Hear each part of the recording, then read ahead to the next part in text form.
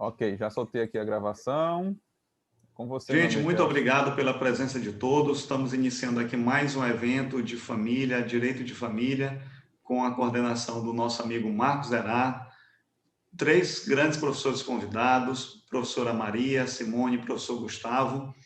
Fiquem absolutamente à vontade para interagir com os professores, ou pelo chat, ou, de repente, você ligando seu microfone. O tom de informalidade sempre foi uma marca do IMADEC, e agradeço também a todos os professores. Muito obrigado, gente. A gente que lhe agradece, Kelson, pela oportunidade, tá? Dar os parabéns os empreendimentos agora no mundo digital. Aos pouquinhos a gente vai conseguindo entender como é que funciona esse cenário novo da gente. E, pessoal, sejam bem-vindos à sala. A gente hoje tem um bate-papo, tem uma conversa que serve para vocês se ambientarem na ferramenta que a gente vai usar durante o curso da pós. Quem não conhece ainda, passar a conhecer. E vocês ouviram um pouquinho dos professores. Eu vou primeiro apresentar os 3, para a gente poder começar a conversa, e eu vou começar com quem veio de mais longe. Eu vou começar com a professora Simone Tassinari, que está lá no Rio Grande do Sul. Tá? E minha amiga Simone, obrigado por estar aqui.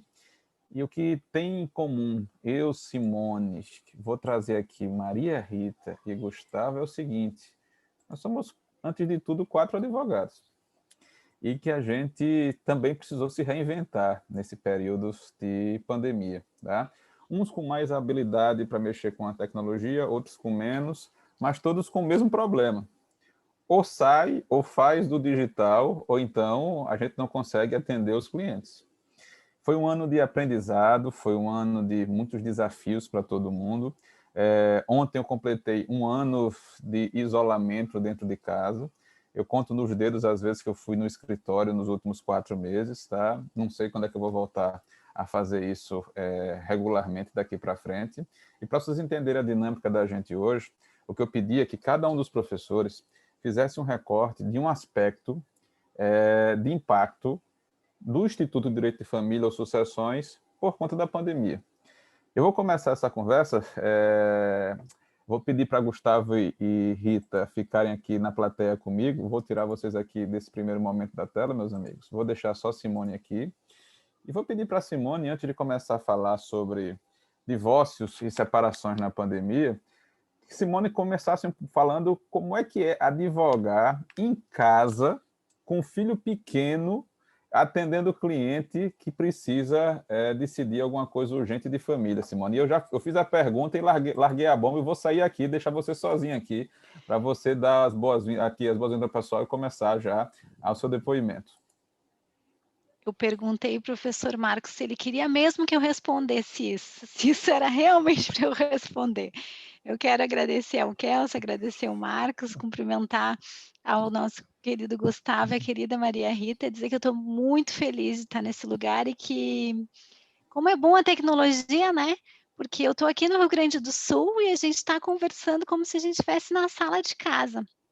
Só que a gente tem o ônus de estar na sala de casa, né? Que é esse, não sei se vocês viram aí, que meu marido deu uma aparecidinha aqui na porta, bem delicado, tem água, tem café, eu faço alguma coisa. Então, assim, fico feliz que o tema da minha fala não chegou aqui em casa, mas teve quase. Porque o início da pandemia foi bastante difícil, gente.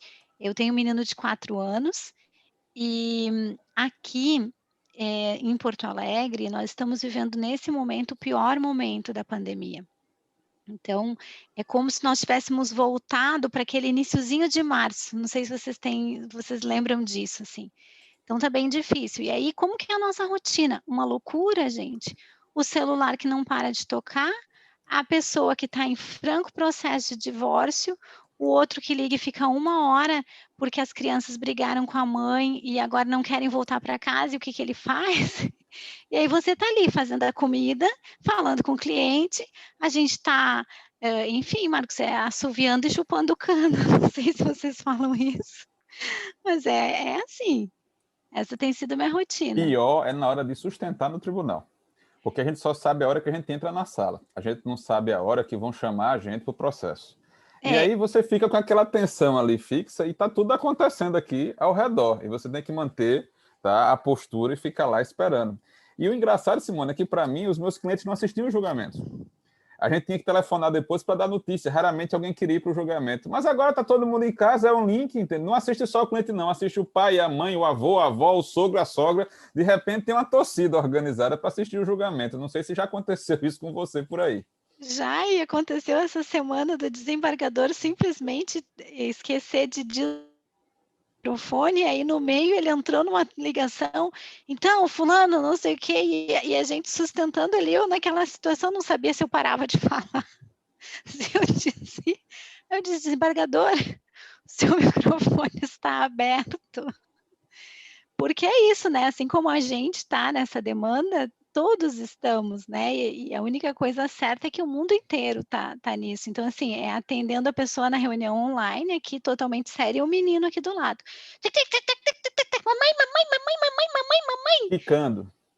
Quicando, literalmente quicando no sofá. Então, assim, gente, até para que a gente possa fazer, se eu mostrasse o meu background aqui, vocês iam se apavorar, porque encontrar um lugarzinho que seja possível de ficar sem ter nada por trás e que não tenha, assim, nenhum brinquedo de criança, nenhum desenho na parede. Mas é isso, né? A gente está se reinventando. Eu acho que muitas coisas vão ficar, sabe, Marcos? Essa questão aí dos atendimentos online, isso eu achei muito interessante de não precisar se deslocar. Como a maioria dos meus clientes é empresários, a história de ter um escritório físico já não era muito necessária, porque a gente acabava sempre se deslocando para a empresa para atender a pessoa. Raramente foram no escritório, olha, eu acho que passaram lá para assinar documentos, entregar algum documento, mas assim, as reuniões, sempre o pedido de ser na empresa. Então, isso facilitou muito a vida, essas plataformas, o fato do WhatsApp aumentar o número de pessoas que a gente pode reunir, até mediações, gente, a gente está fazendo pelo WhatsApp. Então, coisas que antes a gente não pensava, né? Ó, quando que eu vou pensar de reunir lá com toda a equipe da empresa numa plataforma? Então, não precisa nada muito chique, não, né? A gente tem aí o WhatsApp, a própria plataforma do Zoom, a externa e essa aqui interna que o Imadec providenciou para o pessoal. Enfim, acho que vocês não estão sós aí. Estamos nós agora com todas as recomendações. Porto Alegre vive um drama bem significativo na saúde, mas felizmente estamos vivendo como podemos. Como podemos e seguindo com os nossos planos, porque se a gente ficar parado esperando para ver quando é que isso vai acabar, tá certo? A gente se entrega e eu acho que quem escolhe o direito, acima de qualquer coisa, está acostumado a lutar, traçar um objetivo, sabendo que o caminho não é difícil. Deixa eu te perguntar uma coisa, meu amigo. Fazer divórcio na pandemia, ou cuidar de separação de fato do casal, mudou alguma coisa para você? Tem alguma peculiaridade que você não se preocupava antes, que você passou a se preocupar? Como é que você está enxergando esse aumento do número de desfazimento de relacionamentos por conta do distanciamento social? Marcos, tem uma questão que é bastante recorrente e ela é mundial, né? Eu selecionei para gente, o pessoal dizendo aí que é advogado no interior do Rio Grande do Sul, a situação está difícil. Eu selecionei para a gente uma pesquisa da BBC, olha lá, a gente, cadê? Do slide atual, botei um cafezinho ali para começar, porque cá entre Boa. nós falar de divórcio e de pandemia, né? E eu peguei depoimentos de pessoas que foram entrevistadas pela BBC e olha só o que elas disseram, assim, só para a gente ver, né? Começamos a brigar por causa de tudo, coisas fúteis, sem importância, acrescenta Richard, um gerente de projetos. Depois, na maior parte, foram 12 lindos anos juntos, diz Rafaela, que trabalha como assistente social. Mas a pandemia não poupou nada. Ela escancarou um relacionamento de 24 horas por dia, com 2 filhos e o trabalho remoto, com muitas coisas que não combinam mais. E aí, o último, que é mais vinculado à área das psicos todas, né? Uma psicoterapeuta, né, a Marni, atuando no estado da Flórida, diz que depois de uma queda inicial do movimento do atendimento, das psicos em geral, ela teve uma enxurrada de solicitações de casais. Então, acho que se compartilha um pouco dessa questão de ter que se reinventar enquanto família. Não sei se vocês estão sentindo isso. Porque os vínculos ou se aproximam muito, ou eles tensionam de uma forma muito significativa. E eu me lembro de mim conversando com meu marido no início da pandemia e discutindo com ele. Meu marido é da área da tecnologia de informação, então vocês imaginem o que está trabalhando numa empresa americana, vocês imaginem a exigência de trabalho dele. Ele, no início da pandemia, ele estava virando 24/7, quase sem dormir. Então, assim, eu acordava de madrugada, estava ele lá resolvendo um incidente de segurança no sistema não sei qual, aumentando a banda de não sei quem. Então, e eu olhava e dizia assim, quando que eu convenço a sua empresa que eu também preciso trabalhar no mínimo 8 horas por dia? Porque a balança estava desajustada. E isso aconteceu com... E o enfrentamento, gente, foi muito variado, eu posso dizer a vocês. Então, assim, eu comecei a ter um psicólogo, na verdade, uma psicóloga, a doutora Ana, que nos assiste, de plantão. Então, eu deixei de fazer aquele acolhimento que o advogado faz, etc e tal, eu comecei a perceber que eu não estava dando conta, porque não parava a demanda. Então, eu comecei a contar com uma profissional do serviço das PSIs para atender esses casos específicos. Então, a pessoa chegava, quando começava aquele contato a se prolongar um pouco mais, eu já indicava e já autoritariamente dizia, olha, nesse momento, na situação da pandemia, a gente não está trabalhando sozinho, a gente está trabalhando com acompanhamento da psicóloga. Tá aqui, fulana de tal, vai funcionar dessa forma. E isso me aliviou muito o atendimento no dia a dia. Porque eu passei os primeiros dias ali, vocês são testemunhas todos, porque nós nos encontramos em algumas sextas-feiras do grupo de pesquisa, de não desconectar um minuto, com pessoas a todo momento pedindo ou informações, ou querendo saber uma prévia da partilha, porque essa questão patrimonial é muito significativa. Então, antes da pessoa sair de casa, ela queria saber com o que ela poderia ficar, ou se ela poderia se mudar para a casa da praia. A quantidade de casais que cada um ficou num canto, né? Então, alguém ficou em Porto Alegre e outra pessoa foi para outro lugar.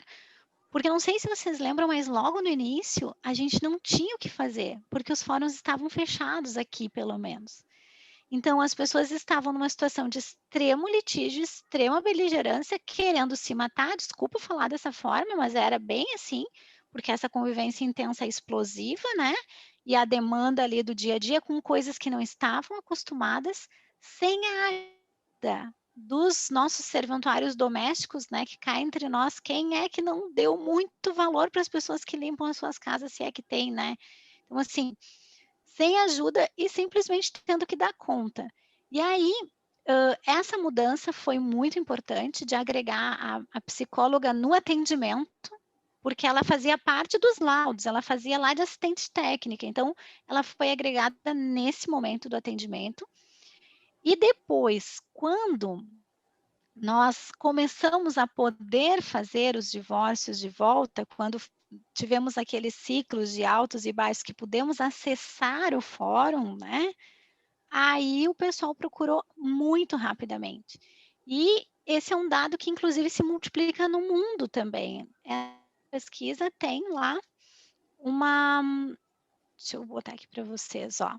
Constatações muito significativas. Primeiro, um número alarmante de aumento de suicídios de mulheres e todas as violências por conta desse aumento das exigências. Depois, gente,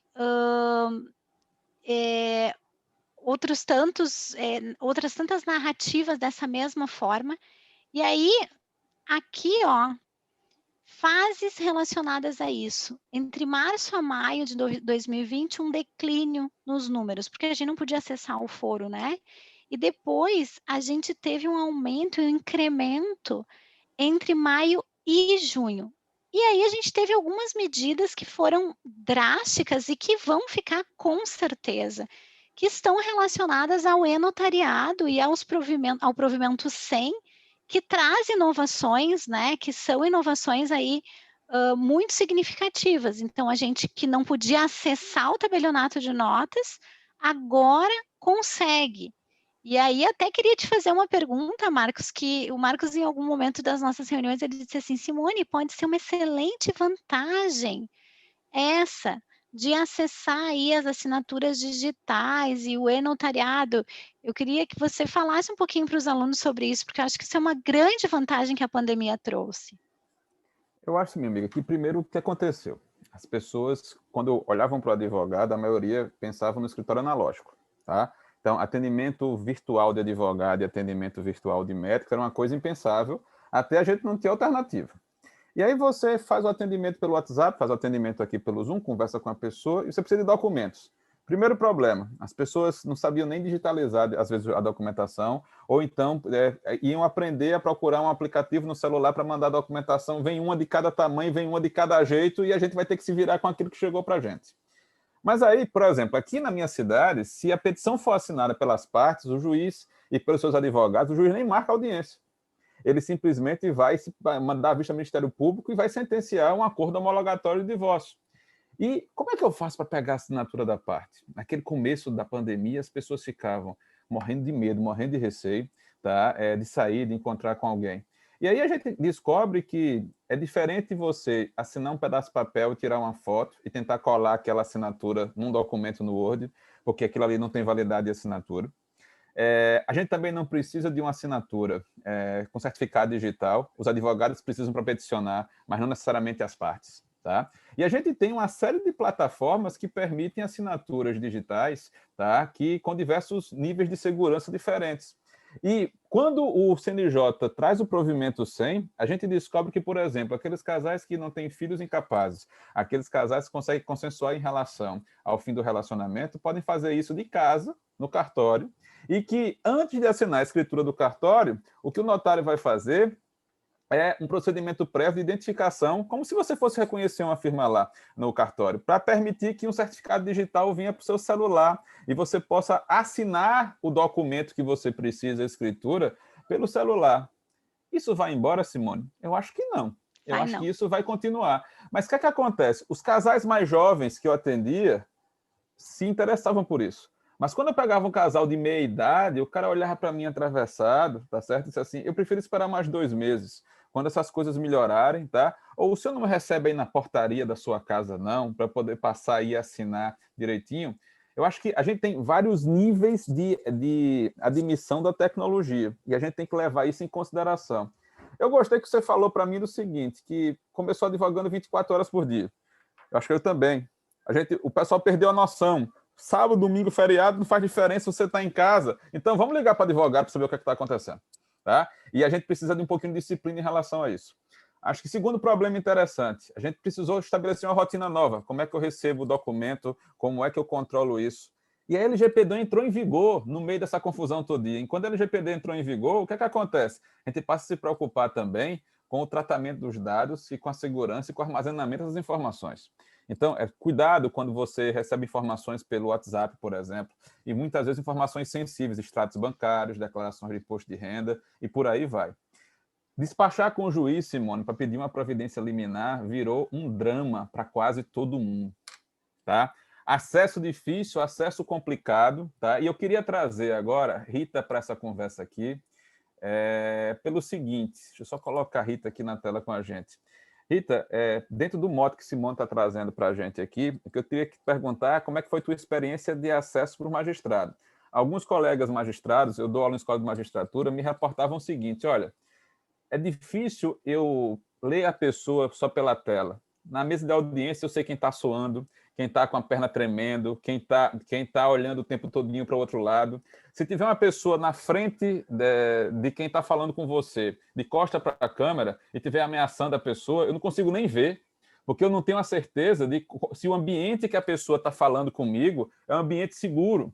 Alguns magistrados resistiam a fazer determinados tipos de audiência, sobretudo audiências que tinham incitação à violência, por exemplo, porque eles precisavam ter a certeza de que o ambiente onde aquela suposta vítima estava era um ambiente controlado, um ambiente que não ia ter problema em relação a isso. Rita, não sei se você passou por alguma experiência envolvendo dificuldade de falar com o juiz ou dificuldade de fazer audiência nesse período. Você chegou a fazer audiências nesse período recente agora, Rita, queira dividir com a gente? Sim, Marcos, cheguei sim. Boa noite, que alegria estar aqui com Simone, com Gustavo e contigo, Marcos. A minha advocacia realmente foi mais privilegiada um pouco do que a de Simone, porque eu não tenho filhos pequenos, né? Então, realmente eu tive assim um tempo maior para esse atendimento, mas eu estava ouvindo aqui Simone falar e realmente nós tivemos assim, nós fomos bombardeados, né, Simone, por uma série de demandas de clientes que já existiam, né, de processos que já estavam caminhando na justiça e demandas de clientes novos por conta dessas novas tensões, né, que surgiram com a pandemia. Isso me preocupou muito, né? Até assim, sem ser juridicamente, porque de repente a gente percebe que eram pessoas que estavam talvez na fuga de uma tensão já latente, né? E foram obrigadas a enfrentar realmente essa tensão em casa. E quando isso ocorre, isso pode chegar a um limite máximo, né? Que Rita, é a estatística. você me deu uma deixa aqui para primeiro fazer uma homenagem ao nosso mestre Zeno Veloso, que vai sempre iluminar os nossos pensamentos. E eu me lembro que, numa das primeiras conversas com o Zeno durante a pandemia, ele olhava para mim e dizia assim: Marcos, como é que ficam os casais que tem o cara que tem mais de uma mulher, mais de uma família, e agora na pandemia que ele tem que escolher um lugar para ficar? Teve problema para quem tinha amante, teve problema para quem tinha mulher há muito tempo, teve problema quem tinha pouco tempo de relacionamento, e algumas pessoas me relataram um problema, Rita, com os parentes. A mulher era mais permissiva, queria receber os irmãos em casa, queria receber os sobrinhos em casa, o cidadão não era tão permissivo assim. E agora, querendo fazer um link, Simone que tem experiência com criança pequena, e você para falar um pouquinho de guarda, o que eu estou vivendo em Maceió são ligações dizendo assim, a escola voltou, a mãe quer que o filho vá para a escola, preocupada com o desenvolvimento do filho, e o pai que passou o ano sem tomar conta do menino, que largava na conta da mãe, se o menino vai para a escola ou fica em casa no online, não faz diferença. E aí tem dois argumentos. Um argumento de saúde, a preocupação do filho sair e se contaminar, e um argumento utilitarista financeiro. Se o menino ficar 100% online, ele consegue reduzir o valor da mensalidade, e nesse momento, para ele, essa situação é importante. E a mãe diz assim, disse, olha, ele precisa voltar para a escola, tem que se desenvolver, tem que socializar, é uma criança pequena, a aula online não funciona direito para eles. Você chegou a viver alguma coisa nesse sentido agora durante a pandemia, Rita? Como é que você viu o exercício de guarda e os problemas relacionados à guarda nessa fase que a gente passou? Então, Marcos, eu acho que um dos maiores problemas do conflito familiar como um todo é exatamente essa questão da criança e do adolescente, não é? Porque esse é um momento em que os pais realmente deixam de olhar para esse ser, muitas vezes, né? E principalmente se estão assim nesse momento de tensão, tá? Então, nós tivemos aqui muitos pedidos de revisões de cláusula, né? Quando nós entramos naquela esfera de quarentena, pensando que íamos realmente ficar numa quarentena, né? Nós nos desesperamos, né? Porque as partes entraram querendo logo modificar o sistema de regime de convivência familiar, pelo cuidado de contágio com relação ao filho, né? O filho poder sair mais, isso poderia trazer um perigo maior de contágio. E eu não sei se você se lembra, Marcos e Simone, a gente chegou até, o judiciário também ficou um pouco atordoado nas decisões com relação a isso, né? E houve até, se chegou até a discutir uma proposta, né, de lei para tentar padronizar um pouco isso para o judiciário, né? Uma proposta que previa inicialmente até a suspensão do regime de convivência familiar, na sua maioria das vezes com o pai, não é? Porque a gente ainda tem uma estatística de guarda muito mais para as mães, certo? E isso iria onerar de sobremaneira, não é? A mãe que, além de ter o filho pequeno e a supervisão do filho pequeno ali, né, teria que estar com ele todo o tempo, menos o tempo que ele deveria conviver com o pai. Né? A gente teve problema também, Marcos, de pedido de revisão, porque um dos pais estava exercendo uma profissão de risco ou estava mais exposto, era médico, enfermeiro, fisioterapeuta ali na linha de frente no hospital. Isso virou um motivo, né, também para que houvesse uma mudança, inclusive, de residência dessas crianças para assegurar um pouco mais a saúde dessas crianças. E aí veio um contexto parental também a se agregar aí, que foi a questão da convivência dos netos com os avós, porque, de repente, essa mudança de residência a depender da situação de residência em que estava o seu pai ou sua mãe, podia implicar também no contato com idosos, né? Então, a gente vivia um momento muito precário com relação aos idosos, né? E para que eles fossem também protegidos. Hoje, me parece que essa crise está mais em outra faixa etária, né? No comprometimento da saúde. Mas a questão familiar com relação aos filhos permanece, tá, Marcos? Mesmo com as novas demandas. O que foi que mudou um pouco? Eu acho que a gente está partindo para um caminho sem volta também de ressignificação, né? Talvez a gente tenha ressuscitado a utilidade de alguns modelos que a gente tinha enterrado, né? Como o da guarda alternada. A ideia do filho realmente passar um período um pouquinho maior com um e um período um pouquinho maior com o outro para evitar esse deslocamento grande, né, e, consequentemente, um perigo maior de contágio. E uma coisa também que a gente passou a ressignificar, Simone, eu acho, não sei se você também viu isso na sua experiência, foi o conceito de presencialidade nesse regime de convivência, né? Porque essa ideia de virtual, pelo menos para mim, era uma ideia sempre de muita distância. A gente falava de um regime de convivência familiar virtual, mas a gente sempre deixava de forma muito secundária, né, essa possibilidade, porque era quando um pai estava fora, no exterior, uma mãe fazendo um curso, ia passar um tempo mais fora, então isso se tornava secundário e deixou de ser secundário. E é claro que a gente pode estabelecer hoje uma convivência familiar, acho que o judiciário está caminhando para uma conformação nesse sentido também, uma convivência familiar virtual, porém presencial. Porque de forma remota, Marcos, hoje eu posso acompanhar as tarefas do meu filho, eu posso orientar as tarefas do meu filho, A eu escola da posso minha filha, participar de Rita, me reuniões manda uns com 10 coisas. e-mails por dia, eu não aguento mais. Já disse ao pessoal, disse, organiza, manda um e-mail só, entendeu? Chega um monte de e-mail, mas foi a maneira que eles encontraram de dizer aos pais, olha, nós estamos aqui, a gente está fazendo alguma coisa.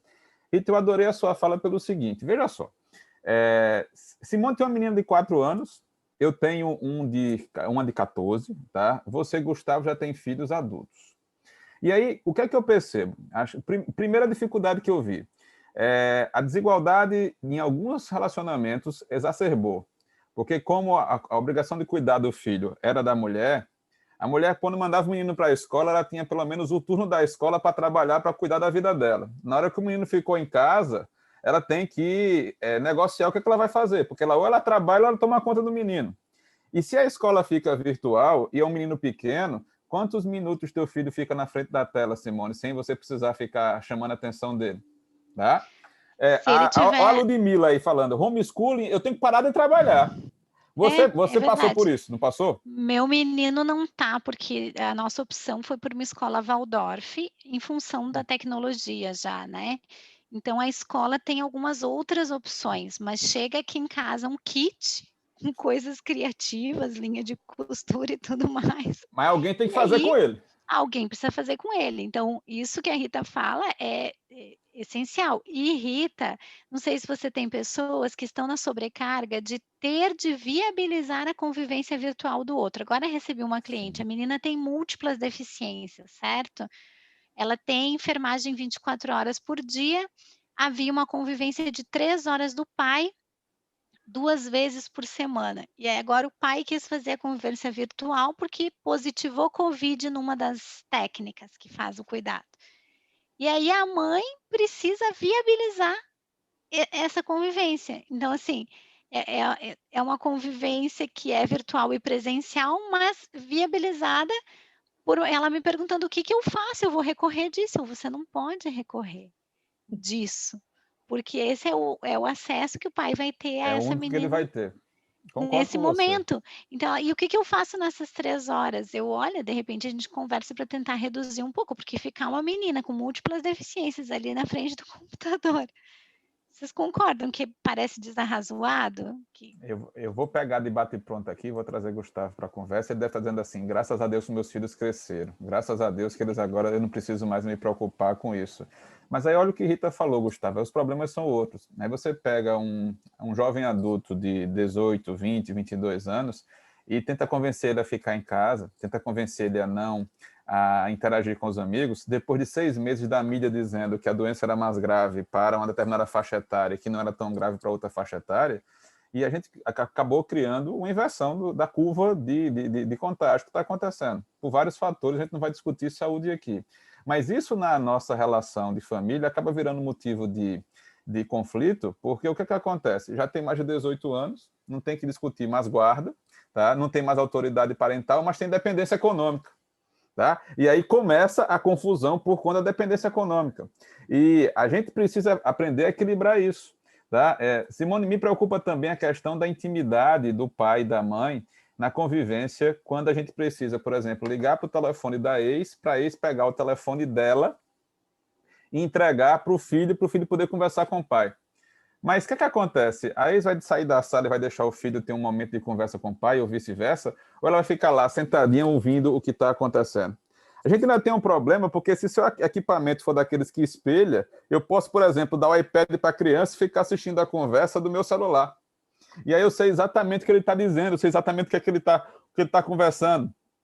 Sem falar que a gente tem que desenvolver uma etiqueta para esse tipo de convivência, de horário, de combinar antes para ligar, tá? E aí, invariavelmente, eu acho que tem outra coisa.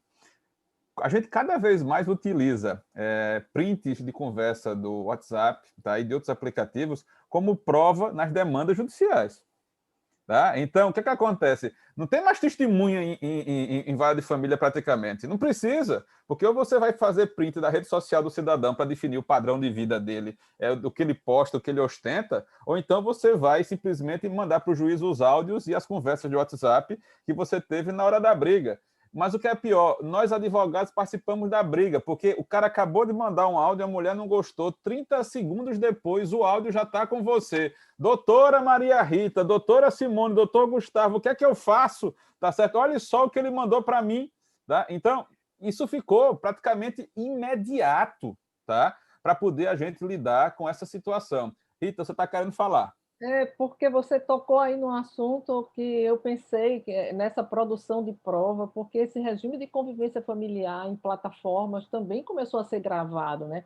Para provar que a mãe não estava colocando nenhum empecilho ali no acesso do filho, porque, por hora, também o pai reclamava que não deixava o filho, né, ali para poder falar com ele, o pai juntava fotos. Eu acompanhei um caso, Simone, que o pai juntava a foto que estava na frente do computador com a tela vazia e o menino não aparecia na tela, e por isso a mãe estaria criando, né, dificuldades para o regime de convivência familiar. Né? De repente, gravar esse regime de convivência familiar passou a ser, né, uma recomendação, porque, né, a depender da idade da criança, tudo muda, né, Marcos? Tudo muda. Perfeito.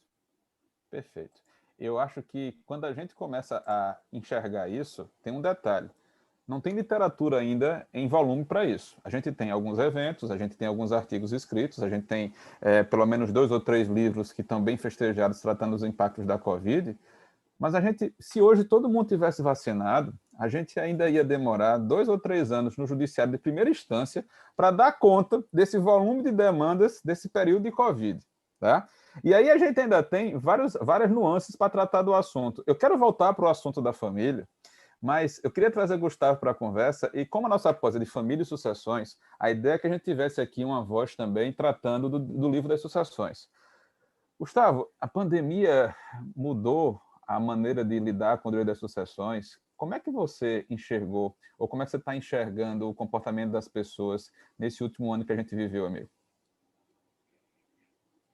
Certo, olá, boa noite, Marcos. Eu agradeço muito a você pelo convite e ao EMADEC pela oportunidade. É uma satisfação também estar aqui com minhas amigas professoras Maria Rita e Simone.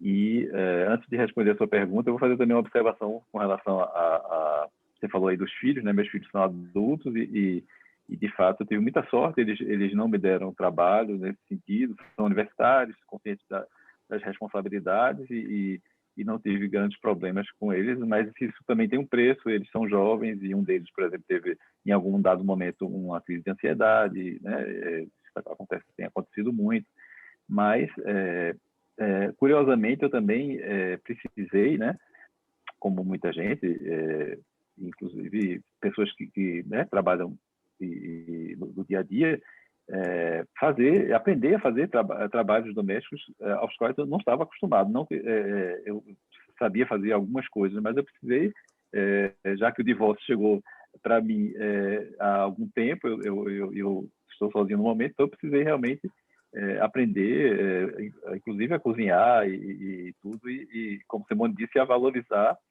muito o trabalho daquelas pessoas, né, que estão lá no dia a dia com a gente, e a mulher em geral pela sua capacidade, né, de poder dividir e ser tão exigida na divisão desse trabalho doméstico com o trabalho fora de casa. Mas, com relação à questão do testamento, como você perguntou, houve realmente uma mudança, um movimento, digamos assim, dessa questão. O testamento, eu dividiria isso em dois momentos. Antes da pandemia, né, e durante. O que é que acontece? De uma forma geral, o brasileiro ele não tem, né, por questões culturais, socioeconômicas e outras razões, esse costume, né, de fazer testamento, na verdade, de falar sobre a morte, né? A morte é um tabu para a nossa cultura.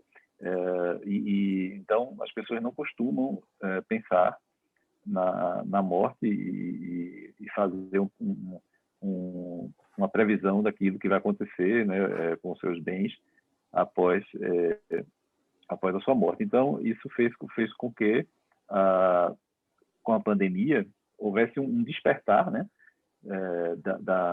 dessa presença, uma vez que a pandemia tem muito a ver, tem uma ligação muito forte com a morte mesmo, em função da grande quantidade de pessoas que vieram a morrer. Então, a preocupação desse despertar com a propagação da doença e as mortes que vinham ocorrendo fizeram com que, inicialmente, aquelas pessoas que estavam no grupo de risco, lá do início da pandemia, que eram os idosos, né?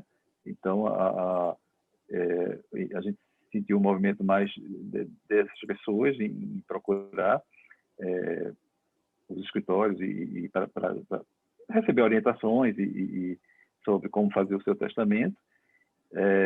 Algumas pessoas também jovens, mas que também estavam no grupo de risco, né? Nesse aspecto, isso se modificou, a gente já está há um ano, agora os idosos estão se vacinando e o próprio vírus se modificou e a gente sabe hoje que qualquer pessoa está suscetível de pegar.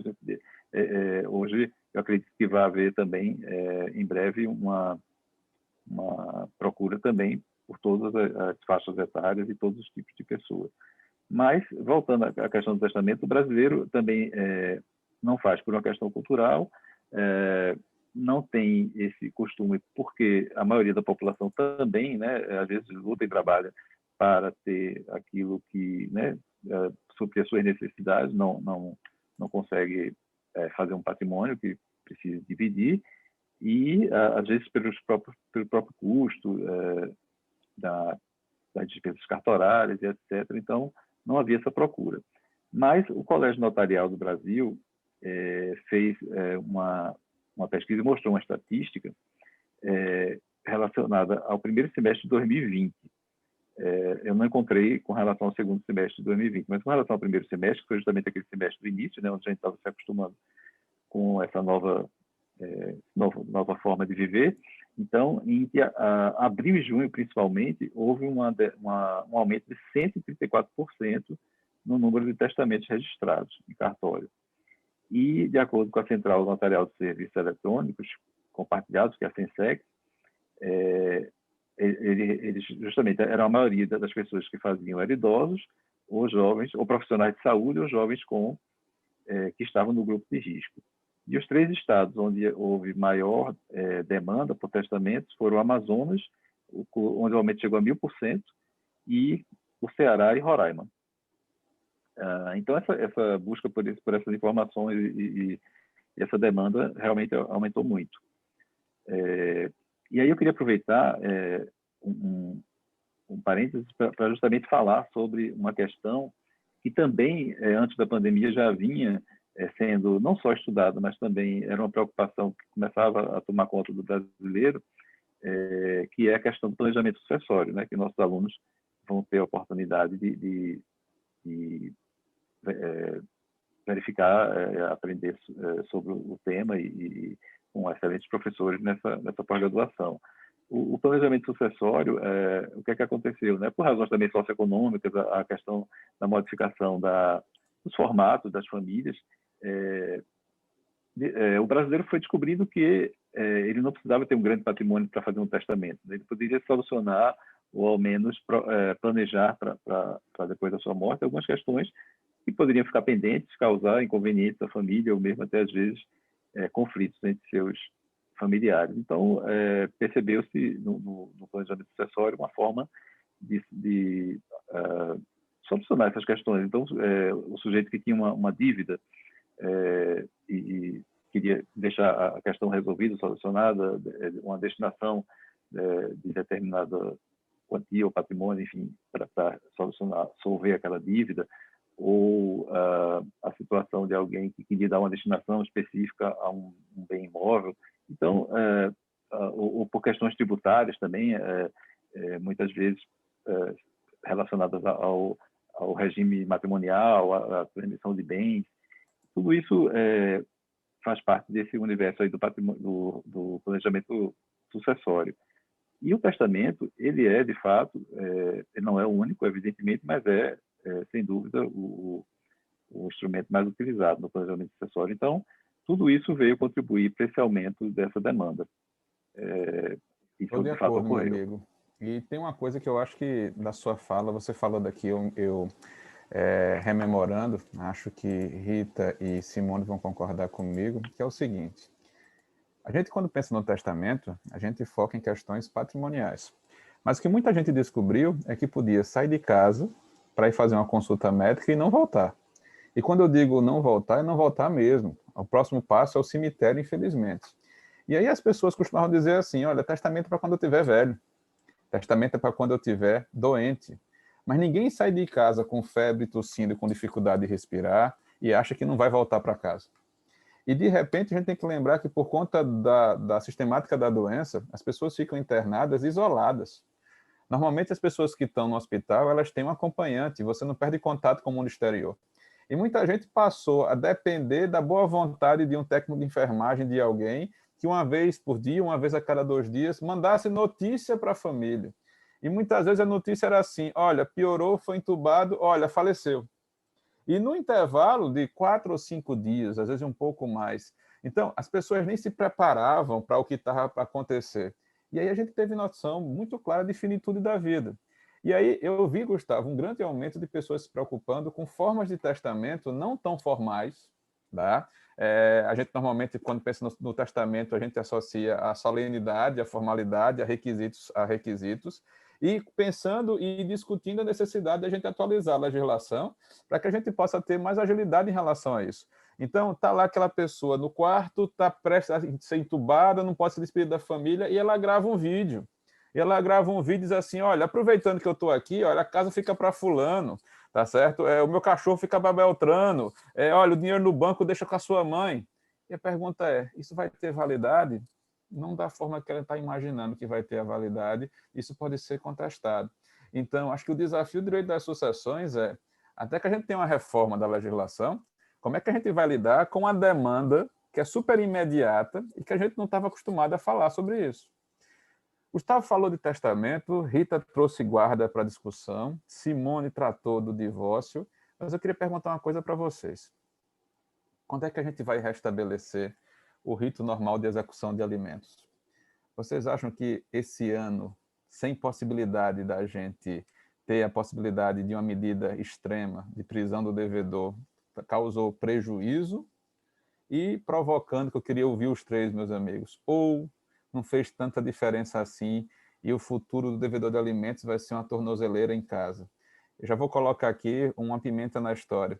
Uma cliente minha disse assim: doutor, ele não pagou e vai ficar em casa igual a mim? E isso é a punição que você está me dizendo que ele vai dar porque não pagou, tá? E como eu sei que Rita gosta do tema, eu vou começar com Rita. Rita, qual é o futuro da execução de alimentos? A gente volta para a prisão ou a gente continua de tornozeleira com o devedor em casa assistindo o streaming? Olha, Marcos, o devedor de alimentos de má fé, ele vai realmente sambar aí, né, na cara do credor, ou porque a lei de alimentos ela já era difícil para fixação de prisão, inclusive. Eu, pelo menos, sempre tive muita dificuldade, né? As medidas restritivas sempre chegaram primeiro, mas para a prisão, eu sempre tive dificuldade até de estrutura mesmo, né? De se cumprir o mandado de prisão aqui. Né? E, diante desse cenário, obviamente que só nos restam medidas que também podem ser ineficazes. Não é? Como assim? Não é? Bloquear o passaporte se o cara não pode viajar também? Como assim tirar a carteira de motorista se ele não pode também estar para lá e para cá? Enfim, não é? Que punição ele vai receber e como é que ele vai pagar isso? Não é? E aí eu acho que a gente tem que incrementar um pouco também, muitas vezes, a presunção judicial, sabe? Eu acho que o judiciário tem que abrir um pouco o olho para presumir, né, algumas coisas e talvez facilitar o desbloqueio e verificar realmente a privacidade daquela pessoa para ver o que pode ser eficaz ali para pagamento, porque vai ser complicado aqui no futuro. Eu tenho 4 letras para Simone. RJet, não é uma companhia aérea, tá certo? Simone, como é que você vê a questão dos alimentos com a lei emergencial da pandemia e o que é que você imagina para o futuro? Enfim, é um benefício imenso para o devedor de alimentos, né, gente? A gente mal conseguia, sob ameaça de prisão, chegar no crédito a ser executado. E às vezes, assim, era quando estava com mandado na rua que a pessoa fazia o depósito integral ali que estava devendo. Então, era uma força cogente muito, muito forte. Então, perdeu-se. Então, o que é o RJet, pessoal? Não sei se vocês... É o regime jurídico emergencial, né, e transitório, por conta disso que a gente implementou e que teve lá alguns artiguinhos dedicados à família, e tínhamos projetos alguns piores ainda, né, mas esse foi o que tivemos. Então essa questão aí de não termos a possibilidade da prisão, muito difícil, só que não foi substituída por nada. E é isso que me desassossega, sabe, Marcos? Porque tem como substituir. Vocês já sabem de uma ideia maluca que eu tenho e quero compartilhar com os alunos, que é: eu, Simone, tenho uma conta no Santander, no Nubank, no Itaú, qualquer bancão ou banco digital. E nessa conta, por conta do meu relacionamento, já me concedeu um limite de crédito pré-aprovado. Já me concedeu ele já me pré-aprovou e me disse: ó, você pode usar a qualquer momento esse valor aqui. E considerando aí o projeto de lei de aumento da CPMF, a ressurreição da CPMF novamente, com o limite bancário, crédito bancário, a pessoa vai começar a pagar por isso. Então, ela não só vai ter deferido a seu favor, como ela vai fazer o pagamento, a tributação por conta disso que ela está contratando. E vai dizer: sim, banco, eu desejo.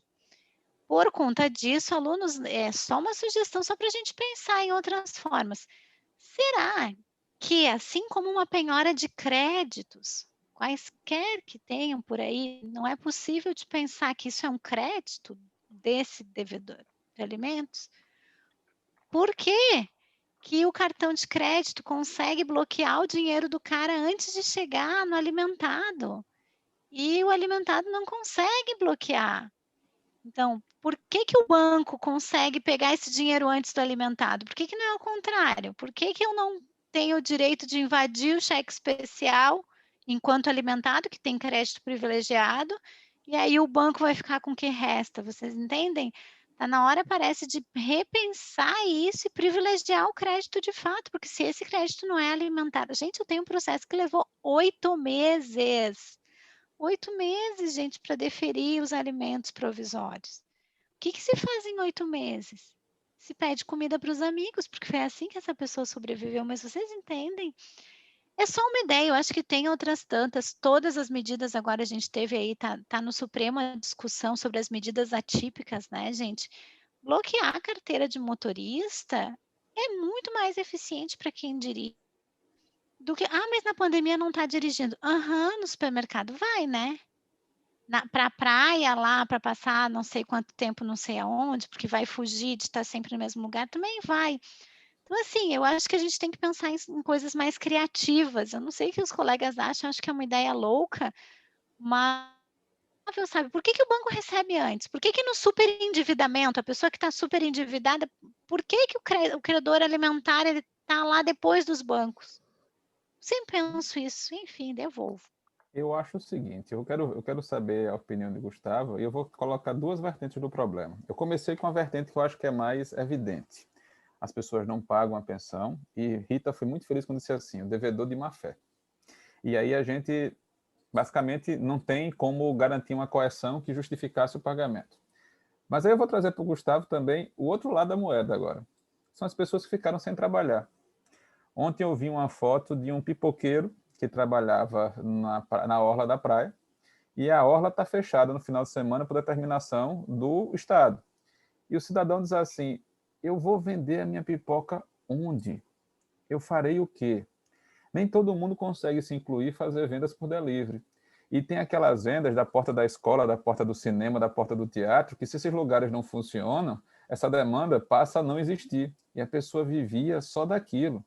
E a gente começa, quando a gente coloca na pauta alimentos, meus amigos, a gente tem uma discussão, por exemplo, dessas pessoas que estão sem trabalhar, mas que receberam auxílio emergencial.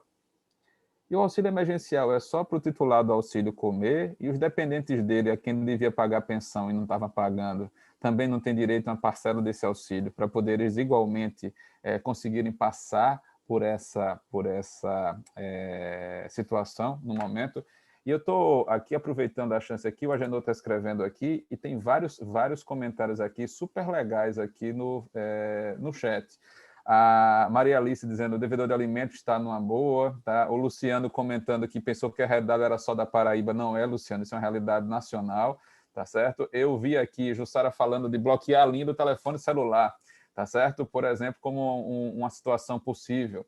O Agendor falando que tem vários trabalhadores autônomos que estão passando por essa dificuldade. E corta aí, quando a gente fala... corta internet. Já imaginou? Perfeito. Eu ontem num evento, Rita... Meu colega disse assim, pena de infâmia, bota no elevador que o fulano tá no condomínio. Fulano está devendo alimentos. Está devendo alimentos. A conta do Facebook e do Instagram fica com uma coisa vermelha escrito devedor de alimentos. Até a pessoa Qualidade pagar. de infâmia. A ponderação que eu quero colocar para vocês é a seguinte, se a gente vai adotar uma medida que vai ser eficaz, ou se a gente vai adotar uma medida que vai servir apenas como vingança. Ah, é? Tá? Agora você vai ver. O que eu tenho visto nos tribunais, e Simone mencionou muito bem, a gente está esperando uma decisão do Tribunal Superior, é como é que os tribunais vão enxergar isso. A gente, quando pega o CPC, o 139, ele diz assim, olha, o juiz pode adotar qualquer medida típica. Então, essas ideias loucas da gente aqui, em tese, podem aparecer num caso concreto e ser fundamentado. Tá? Mas a questão é saber o seguinte, eu vou bloquear o telefone do cara que trabalha como entregador de aplicativo, porque se eu fizer isso, talvez, eu deixe ainda mais difícil a possibilidade de ele receber alguma coisa. Bom, mas se ele não usa profissionalmente o serviço, dá para bloquear o telefone? Será que eu posso dizer assim, nunca posso bloquear o telefone, eu sempre posso bloquear o telefone, nunca posso bloquear a CNH, sempre posso bloquear a CNH? Jussara está colocando assim, muito pior ser preso, ficar sem o telefone, ficar sem o streaming, tá certo? É muito tranquilo, é muito sossegado em relação a isso, tá? Mas a questão aqui, Gustavo, queria te ouvir, queria que você falasse um pouquinho sobre a possibilidade de você buscar outros métodos de resolver o problema, que me aparece é o seguinte, os meus casos de revisão de alimentos são de pessoas que tinham determinado padrão e perderam aquele padrão. Só que a gente está vivendo uma situação que é curiosa, porque essa perda de padrão, a gente deseja que não seja permanente, que seja uma perda de rendimento transitória por conta de algumas medidas de distanciamento social. Mas aí, quando a gente vai para revisional de alimentos, a gente costuma raciocinar uma lógica de ou tudo ou nada. A pensão é de 1.000, eu quero que seja 1.500 ou que seja 1.800. E daqui para frente. Vocês já imaginaram que a gente está numa situação que o credor de alimentos vai dizer assim, olha, tá bom, nos próximos 3 meses você me paga 30% a menos, mas depois você volta ao normal. Eu não vejo o judiciário propenso para isso. Talvez pelo hábito, talvez pelo costume. As decisões são, olha, daqui para frente é desse jeito novo, se você quiser, com outra ação para resolver isso novamente. Quem é que imaginava, em sã consciência, que um ano depois a gente ia estar em casa ainda? A gente achava que ia passar no Nordeste o São João junto, não deu. Tá? Aí depois a gente achava que ia passar o Natal e o Réveillon junto, não deu. Mas se Deus quiser, a gente vai ter Carnaval, não teve. Tá? Aí agora não vai ter Páscoa. Será que vai ter São João esse ano para a gente aqui no Nordeste? Ou será que a gente vai ter que esperar até o Réveillon, Gustavo, para poder a gente discutir alguma coisa? Você acha, Gustavo, que a solução para os problemas de família são sempre judiciais? Ou você enxerga outras possibilidades, amigo, quando os litígios envolvem os parentes? O que é que você acha? Pois é, Marcos. A questão, tanto Rita quanto Simone, vocês trouxeram aspectos muito importantes. Existe esse problema do trabalho informal, do trabalho informal com relação a como ele muitas vezes também está sem poder prestar os alimentos. E também eu mesmo peguei um processo logo no início da pandemia de revisão de alimentos e foi julgado já nesse sentido de praticamente no caso o meu cliente pedia a revisão e tudo caminhava para que houvesse chance de haver essa mudança, mas no final das contas a pandemia o juiz não colocou a pandemia como já um fato vivido, né, no momento que a sentença foi proferida. Mas tudo leva a crer que a decisão teve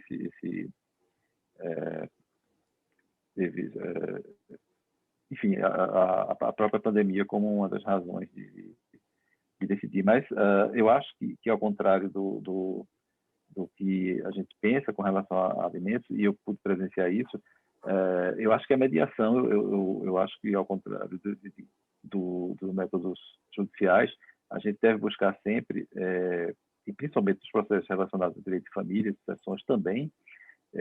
Nessa semana se discutia até sobre a possibilidade de audiência de conciliação e inventário no grupo de sucessões do IBDFAM, mas a mediação, eu acho que ela é feita, né, ela é um instrumento muito, muito eficaz para os processos de família e tem, na ação de alimentos especialmente, uma possibilidade, eu acho, muito grande de resolver essas questões.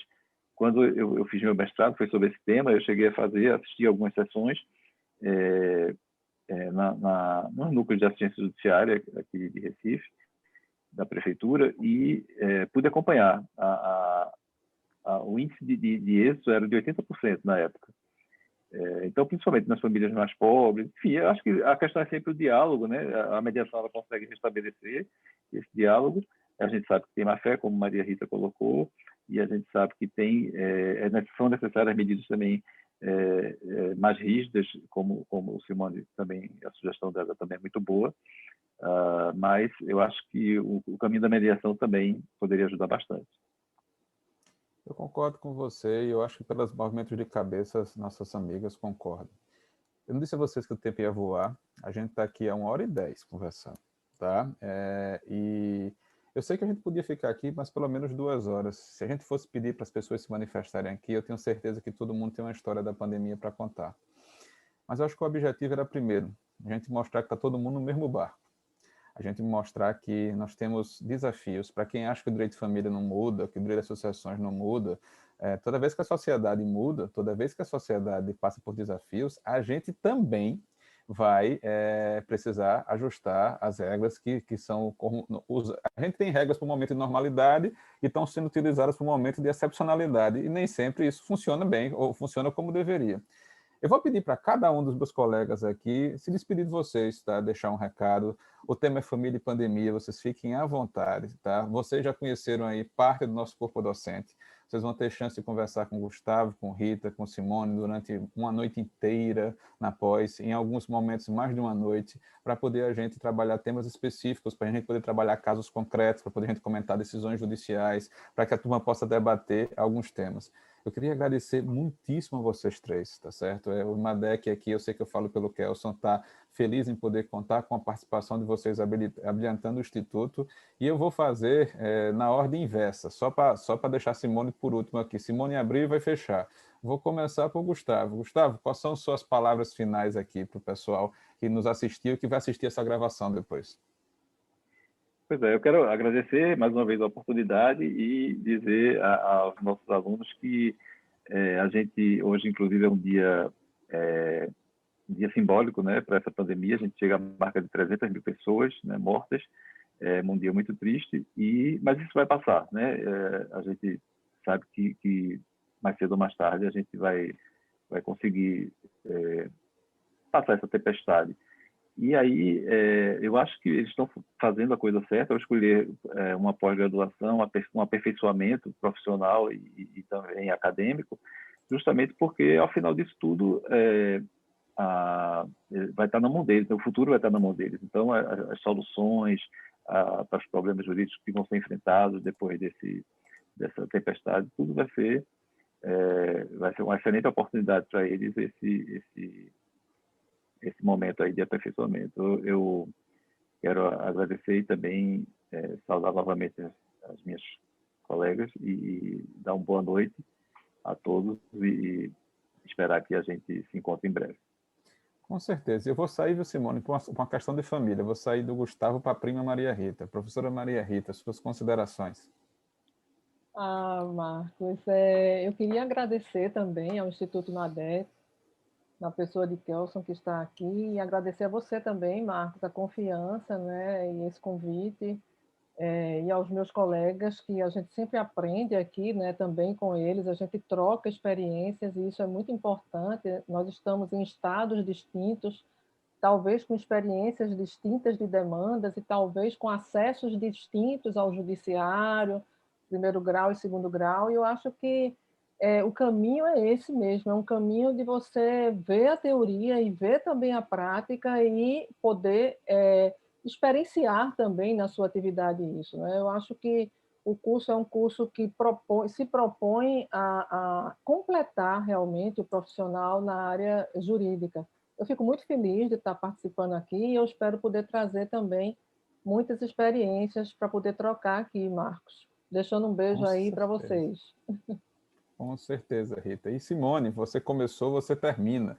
Daqui a pouco a gente vai ouvir o Kelson, mas eu não podia deixar de você falar agora no final. Com você, minha amiga.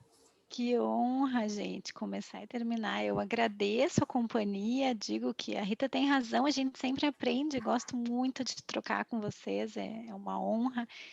E a coisa que eu mais gostei desse curso, eu preciso dizer para vocês, Marcos, foi quando você me disse assim, Simone, é um curso que é para ser prático. Óbvio que a gente vai aprofundar, que a gente vai trazer ali as leituras, mas não é para pensar em mestrado, nem nada disso, assim, não é para ser um pensamento acadêmico por acadêmico.